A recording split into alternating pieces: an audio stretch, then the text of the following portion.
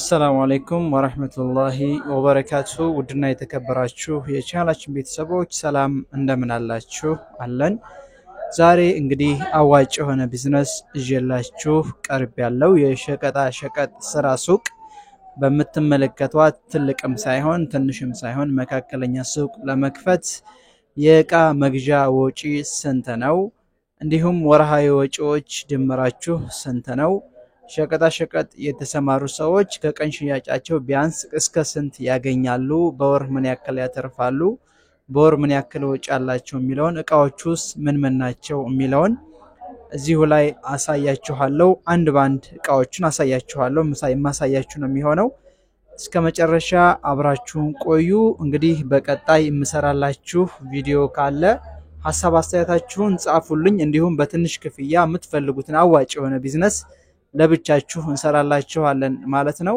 እንግዲህ በቀጣይ ያው ላውንደሪ ቤት ለመክፈት ምን ያክል ያስፈልጋል የሚለውን እንመለከታለን እንዲሁም ኮፒ ፎቶ ቤት ለመክፈት ግሮሰሪ የመሳሰሉት ወተት ቤት ካፌ ምግብ ቤት እንመለከታለን ማለት ነው ሰብስክራይብ ላይክ ማድረግ አትርሱ እኛን ይጠቅመናል ላይክ ሰብስክራይብ ስታደርጉ እንዲሁም ኮሜንት ስትጽፉ ሼር ለደረሳችሁ ደግሞ ሼር አድርጉ እንግዲህ እቃዎቹ እነዚህ ናቸው በድምር መጨረሻ ላይ ነግራችኋለሁ ወጫችሁን ነግራችኋለሁ እንግዲህ ከመጀመሪያ ጀምሮ ሩዝ ዱቄት ፈኒ ፓስታ ቡና ቀጠፍ የመሳሰሉት እነዚህን በኬሻ ነው የሚገዙት በ2 ሺህ ብር የሚገዛለ በ5 ሺህ ብር የሚገዛለ እስከ 10 ሺህ ብር የሚገዛለ እንግዲህ አንዳንድ ኬሻ ከሁሉም ይሄ ባቄላ ነው የፉል ባቄላ ማለት ነው ከሁሉም አንዳንድ ኬሻ ገዝታችሁ ታስቀምጣላችሁ ማለት ነው ድምሩን እንመለከታለን መጨረሻ ላይ ማለት ነው ምን ያክል ገንዘብ ያስፈልጋል ወጪያችሁ ምንድነው የሚለው እንመለከታለን እዚህ ጋር ደግሞ አተር አለ እንግዲህ እነዚህን ለማሟላት አጠቃላይ እንግዲህ የሚያስፈልጉት እቃዎች ያው መጀመሪያ ላይ መደርደሪያ ያስፈልጋል ቤታችሁን መደርደሪያ ለማሰራት እንግዲህ እስከ 20 ሺህ ብር ይፈጃል እስከ 20 ሺህ እስከ 25 ሺህ ብር ይፈጃል ፊል ላይ ደግሞ ዲስፕሌይ ካለ እስከ 30 ሺህ ብር ሊፈጅ ይችላል ማለት ነው ሌላው ትልቁ ወጪ ፍሪጅ ነው ፍሪጅ እስከ 40 ሺህ ብር ድረስ እንደ አቅማችሁ መግዛት ትችላላችሁ ፍሪጅ ከ35 እስከ 40 ሊፈጅባችሁ ይችላል ማለት ነው እንግዲህ የእቃ ዋጋ እንግዲህ መጠባበቂያ ደግሞ ያው ብር ያስፈልጋል እስከ 25 ሺህ ብር መጠባበቂያ ትይዛላችሁ እንግዲህ የእቃ ዋጋ ድምር እንግዲህ ሸቀጣ ሸቀጡን ለመክፈት አጠቃላይ እንግዲህ አሁን ላይ በዚህ ወቅት ለመክፈት 300 ሺህ ብር ይበቃል ማለት ነው እንደዚህ አይነት ሱቅ ለመክፈት መጠባበቂያ 30 ሺህ ብር ትይዛላችሁ 300 ሺህ ብር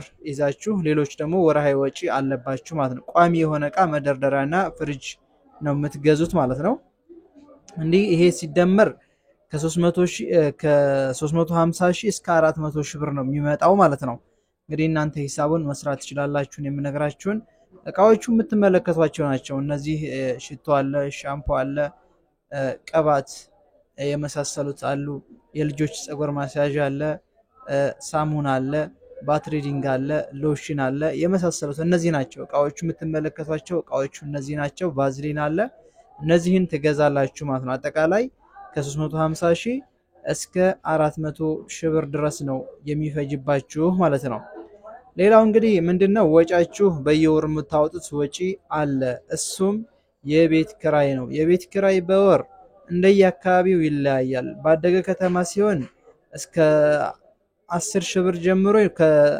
በራሳችሁም ኮንቴነር ይሄን ለስራ በራሳችሁ ኮንቴነር አሰርተን ካላችሁ እንግዲህ 4 በ4 3 በ4 ይበቃችኋል በራሳችሁ ኮንቴነር ለማሰራት ሰፋ አድርጋችሁ ለማሰራት 4 በ3 2 ተኩል በ3 ወይ ደግሞ ያን ደግሞ ኮንቴነር ለማሰራት 50 60 ሺህ ብር እስከ 100 ሺህ ብር ድረስ ይፈጃል እስከ ጣራው ድረስ ማለት ነው አይ በክራይ ከሆነ የምትሰሩት ደግሞ ቦታ መምረጥ ግዴታ ነው እንግዲህ እንደዛ አይነት ስራ ሲሰራ መናኸሪያ አካባቢ ባጃጅ ፌርማታ አካባቢ አንዳንድ ሰዎች የሚሰበሰቡበት አካባቢ ሲሆን አሪፍ ነው ምክንያቱም ምግብ ነክ ነገርም ስላለ ሁሉም እንዲሄድላችሁ በተለይ ምግብ ነክ ነገር እነዚህ ሩዝ መኮረኒ ፓስታ ዱቄት የመሳሰሉት ይሄዳሉ ቶሎ ቶሎ የሚሄዱ ናቸው ደግሞ አዋጭ ናቸው እነሱ ማለት ነው እንግዲህ የቤት ኪራይ ከ10 ሺህ ብር እስከ 15 ሺህ ብር ሊሏችሁ ይችላል እንደዛ አይነት ቦታ ሌላ ሰራተኛ ያስፈልጋችኋል እንግዲህ ቢያንስ ስለዚህ ዕውቀቱ ያለው ሰው መስራት የሚችል ሰው እጅግ በጣም ታታሪ የሆነ ሰው ደንበኛ መያዝ የሚችል ሰው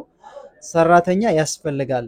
እነዚህን ዕቃ ከቀረቡ በኋላ ያለቀውንና ያለውን ነገር የሚያስፈልገውን እየመዘገበ የሚያቀርብ ማለት ነው። ደንበኛን መያዝ የምትችሉት ያለቀውን እየመዘገባችሁ ስታቀርቡ ነው ማለት ነው። እንግዲህ ሰራተኛ ደሞዝ ክፍያ ከ5,000 ብር እስከ 8,000 ብር ድረስ ሊጠይቋችሁ ይችላል። ያው ቀጥራችሁ የምታሰሩ ከሆነ ለራሳችሁም ዕውቀቱ ኖሯችሁ በጎን ተመራችሁ መስራት ከፈለጋችሁ ያለውን ነገር መረጃ በውስጥ በትንሽ ክፍያኛ መረጃ እንሰጣለን። ዕቃ ከየት እንደምትገዙና እንዴት አድርጋችሁ እንደምትሰሩ እንዴት አድርጋችሁ መደርደሪያ እንደምታሰሩ ሚለውን በዝርዝር በውስጥ የምነግራችሁ ይሆናል። ያው እዚህ ላይ ማለላችሁ ከዚህ ማየት ትችላላችሁ። ዕቃዎቹ እነዚህ ናቸው። ዕቃዎቹ ከዚህ የተለዩ የላቸውም። እነዚህ ናቸው። መጀመሪያ ላይ አሳይቻችኋለሁ። ዱቄት በኬሻ የሚገዙትን የሚደረደሩ ደግሞ እነዚህ ናቸው። ሌሎች የሚደረደሩ ዕቃዎች አሉ ማለት ነው። እንግዲህ የመብራትና የውሃ ወጪ አለባችሁ ግዴታ ነው። እንግዲህ ይሄን 2500 ብር በአሁን ላይ ቢፈጅ እንግዲህ ይሄ አጠቃላይ እስከ ቤት ክራዩ እስከ ምኑ እስከ ሰራተኛ ወጪ 25,000 ብር ሊፈጅባችሁ ይችላል ማለት ነው። 25,000 ብር እንግዲህ ከዛ በላይም ሊፈጅ ይችላል፣ ከዛ በታችም ሊፈጅ ይችላል። ያው እንደ መነሻ ስትይዙት ይሄን ሂሳብ ነው ይዛችሁ የምትጀምሩት ማለት ነው። እንግዲህ የቀን ገቢ የሸቀጣ ሸቀጥ ላይ የተሰማራችሁበት ከሽያጫችሁ ቢያንስ ከቀን ገቢያችሁ ከሰራችሁት ከሸጣችሁት እስከ 15% ያተርፋሉ ተብሎ ይገመታል። ደሞም የታወቀ ነው። እስከ 15% ታገኛላችሁ። ግልጽ ለማድረግ ያክል ማለት ነው። አንድ ሸቀጣ ሸቀጥ ነጋዴ በቀን 10,000 ብር ከሸጠ እንግዲህ 10,000 ብር ሽጦ ቢውል እንግዲህ ያን 10,000 ብር ሲባዛ በ15% 1,500 ብር በቀን ትርፍ አለው ማለት ነው። ይሄ ገና የቤት ኪራይ ሳይከፈልና የውሃና የሰራተኛ ሳይከፈል 1,500 ብር ያገኛል ማለት ነው። ይሄን ደግሞ በ30 ስታበዙት ከ45,000 ብር እስከ 60,000 ብር ማግኘት ትችላላችሁ ማለት ነው። ወርሃዊ ትርፋችሁ ከ45,000 ብር እስከ 60,000 ብር ድረስ ይሆናል ማለት ነው። እንግዲህ የወር ገቢ ሲቀነስ ደግሞ ወጪ ስትቀንሱ እስከ 25,000 ብር እስከ 30,000 ብር ብያችኋለሁ። ቢያንስ ከ25,000 እስከ 30,000 የተጣራ ትርፍ ታገኛላችሁ ማለት ነው። እንግዲህ ስራውን ከመጀመራችሁ በፊት ቦታ መምረጥ ግዴታ ነው። አያያዝ ደንበኛን አያያዝ ማወቅ ግዴታ ነው። ደንበኛን እንግዲህ አያያዝ የምትይዙት ዋጋ በመቀነስ ሳይሆን ዕቃ በማቅረብ ነው። ሁሉንም አይነት ዕቃ በደንብ አድርጋችሁ ካቀረባችሁ ደንበኛን መያዝ ትችላላችሁ፣ ደንበኛን ማሸነፍ ትችላላችሁ ማለት ነው።